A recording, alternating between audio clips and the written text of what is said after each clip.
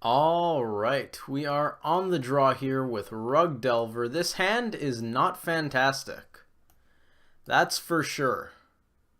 I still want to keep it though. We're on the draw. We have a bunch of 1-mana spells that we can cast. Delver if we need to, bolts, snares, it should be an okay time. Search for tomorrow, traverse. Alright, I think it's gonna have to be traverse. We're gonna stomping ground, traverse out an island, but that means we can't hold up spell snare. So I might just get breeding pool, traverse out an island, so that next turn we can go delver plus snare. I almost want to hold up snare here, but with that search for tomorrow on suspend, doing nothing seems like a bad idea. I quite want to play this delver of secrets. It's tough. We need a clock. I'd also like to get this out of my hand as quickly as possible, and I do want to hold this up, but Spell Snare's still going to be at least okay in the late game. I think we're just going to totally revoke the red source here. Just ignore these 2 lightning bolts until we naturally draw something to cast them.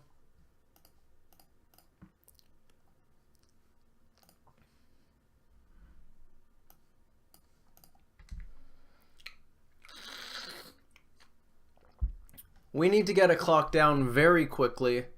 We also need to have our lands so we could cast spells. Ooh, it's Temur Scapeshift.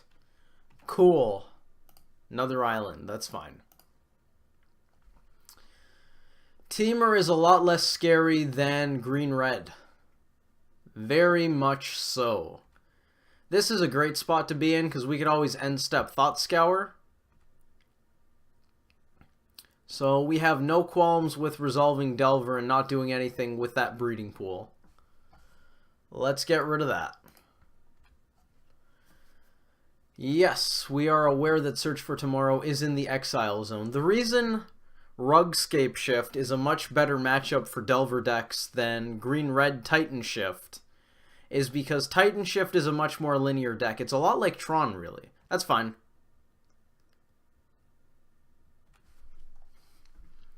It basically is just going to ramp and then slam a bunch of win conditions. Third lightning bolt. Well, we have a Delver. We also have a Mandrills. Let's see if we can get both to resolve here. Delver makes it through. I imagine Mandrills is going to eat a remand. Pretty likely that a creature is going to die. Let's get rid of the sorcery. I'd rather leave the land in there, I think. Also, a nice reminder to us that one of the steam vents has been milled.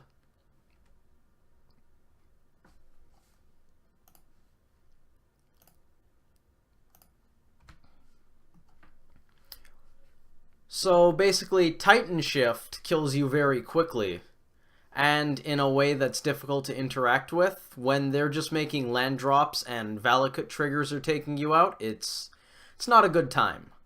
When they're trying to resolve something and you can at least counter it, that's okay. But it's not a great matchup. I don't know if I'd call it bad. I'm not excited to see it. Rugged Scapeshift, though, is more of a control deck. They can't kill you with land drops because they don't run enough mountains. Look at these basic islands. These don't trigger Valakut. They probably run Snapcaster Mage. I think we just want to snare that. If they counter this, that's fine. At least we get to cast our snare. Yeah, there you go. Sometimes it just works. Maybe they have another, but that's okay. We dealt with a Snapcaster Mage. That's great.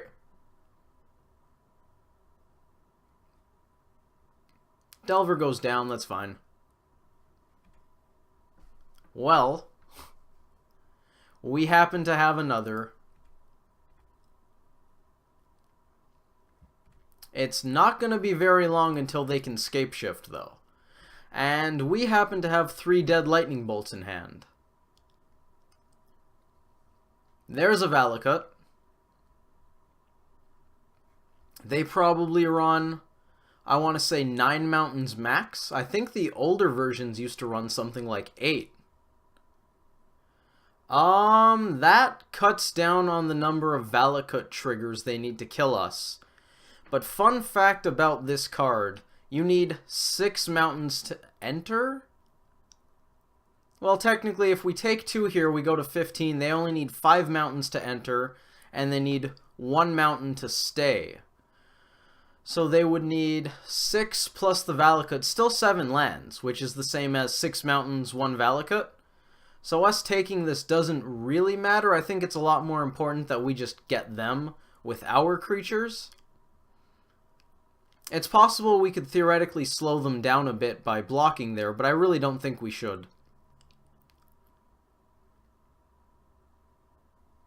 Oh, anger. Sure. That's why they attacked. That makes sense. Well, we are just drawing Delvers. That's it. If they have land and Scapeshift, we're about to die. If they don't, we might survive. Land. Do they have Scapeshift?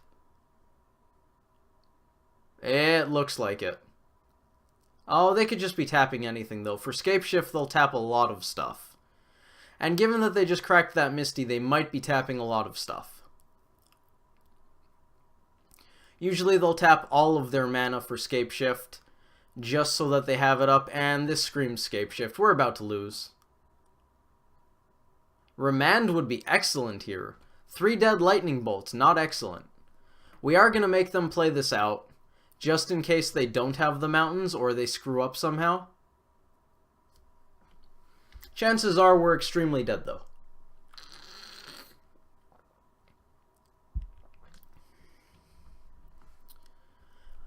We probably want to board out some lightning bolts in this matchup.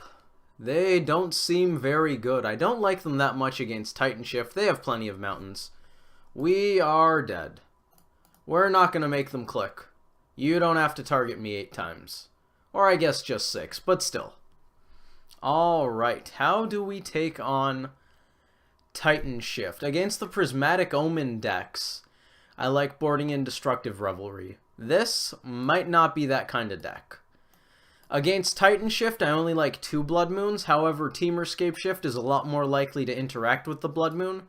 So we're going to want all 3 of them. I want Deprive. And let's get File Manager out of the way. And subsequently Excel, because it's going to pop up there too. Let's see. Against Titanshift, I usually want Revelry, Deprive, Click, 2 Blood Moons, and Basilisk Collar. Yes, I like Basilisk Collar here. I don't think I want Revelry, because I don't know if this version runs Prismatic Omen. And I don't think I'm that excited to have a dead card, but Basilisk Collar sounds amazing against Temur Scapeshift. Titanshift can kill you with land drops. Temur can't. Temur has a finite amount of damage. They probably run something like 2 Valakuts and maybe 10-12 mountains, something like that. That means sooner or later we're going to be out of range. Unless, of course, they counter it, but... Curious Obsession I like. What do I normally take out against Titanshift? 1 Snapcaster Mage? Maybe. This deck's a lot more likely to go to turn 6 or 7 than Titanshift is. 1 Traverse. Forked Bolt and Lightning Bolt I like dumping. Dismember and Roast already got cut.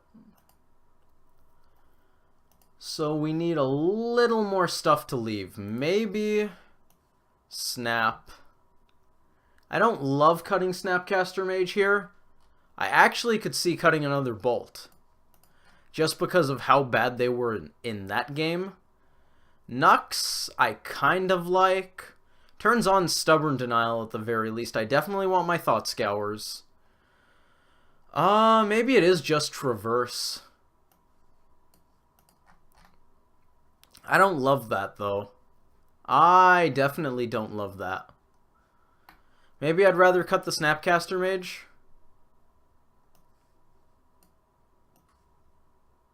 I think I'm going to treat it a little more like Tron.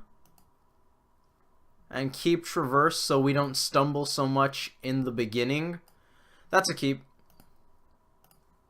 It is definitely not fantastic. But it is a keep. Flooded Strand is going to get Steam Vents. We don't want to tip them off to the Blood Moon if they're not going to think about it. Temur can beat Blood Moon by just amassing a bunch of islands because they run a lot of basics. And Cryptic to bounce your Blood Moon and then Scapeshift you. But it at least makes their job harder. And I am all for that. I kind of want to play this island so we have Snare plus Scour. The opponent did not lead on a search for tomorrow, so either they just have a bunch of really good stuff, or they're hoping to ramp with some 2-drops.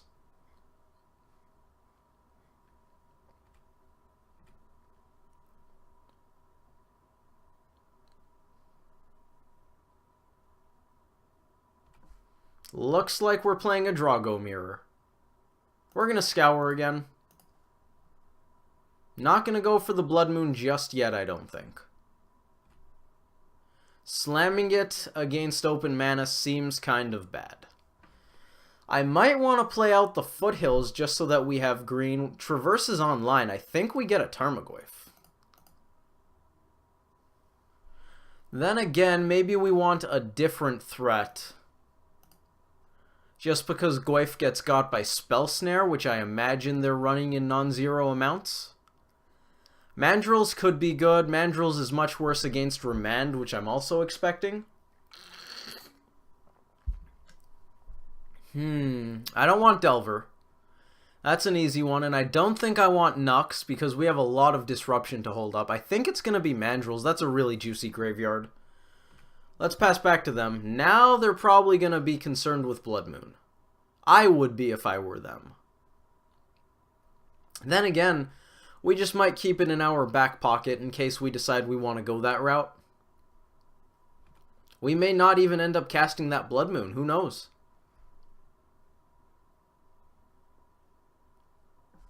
Two mana, Tribelder. We're going to counter that. We could Blood Moon plus Mandrills, but they'll get probably a green source so that they can ramp back into blue.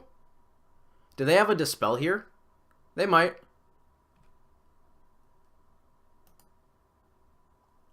Yep. That's going to happen. Tribelder will resolve. And we're going to scour ourselves one more time. Look at that graveyard. That is a sight to behold. Slam Delver, slam Mandrills, hold up Mana Leak. Throw second Blood Moon over there. Maybe one day, Blood Moon. Maybe one day. Chances are you're not going to do too much good just yet. And I would rather play both of these threats than the Blood Moon right here. Let's get rid of some lands. We don't need all 3 Thought Scours. In fact, we don't even need 2 of them in the bin. It's pretty unlikely that we're going to be flashing back one of those with a Snapcaster Mage. I don't think we need multiple.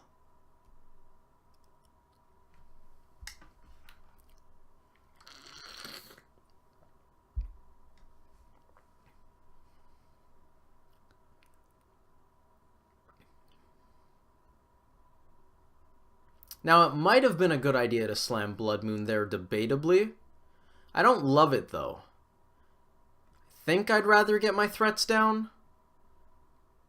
If we had another land instead of the second Blood Moon, I'd be a lot happier about that, because then we could go Leak plus Blood Moon, which sounds absurd. We're going to get this Visions out of our hands. Third Blood Moon, I kind of want one of these lands. Misty's probably slightly better. Gets a Stomping Ground. We're going to swing. We're definitely not swinging. They're going to have access to 6 mana next turn, though. Then again, 6 is not 7. And 7 is when Mana Leak really doesn't stop Scapeshift. Also when Scapeshift becomes lethal. So we're probably going to try to resolve one of these Blood Moons next turn with the use of that other land that we're going to draw. Seems like a good idea. Cinderglade, sure. We're definitely going to attack before we try to cast the Blood Moon because I don't want Cryptic to have tap team counterspell. That's a very good mode. Let's get in there. Bolt. That's fine. They take 4. More bolts? No? Alright. They could have Cryptic plus Dispel here. But this is probably where we need to fight them, because next turn they make a land drop and we're dead. So I do believe we want to go for it.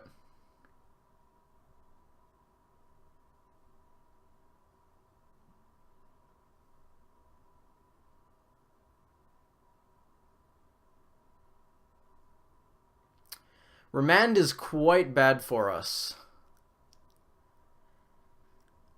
So what do we do here? If we try to... we can't counter the Remand. So they're going to draw regardlessly. We might just be dead.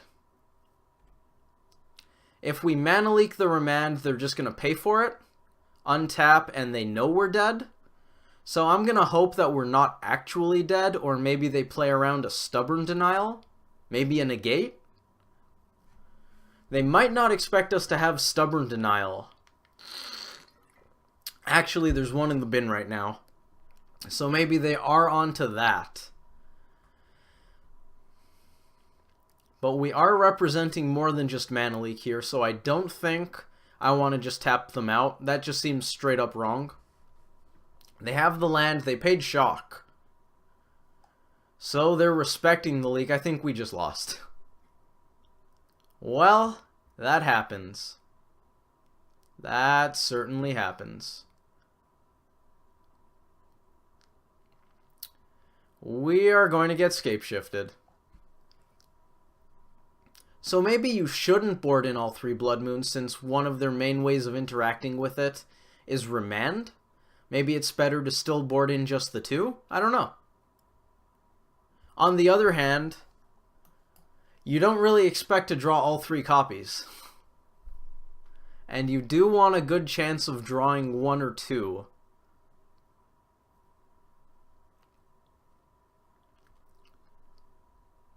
Well, we were close. Well, we were close to winning this game. We were pretty far from the first one.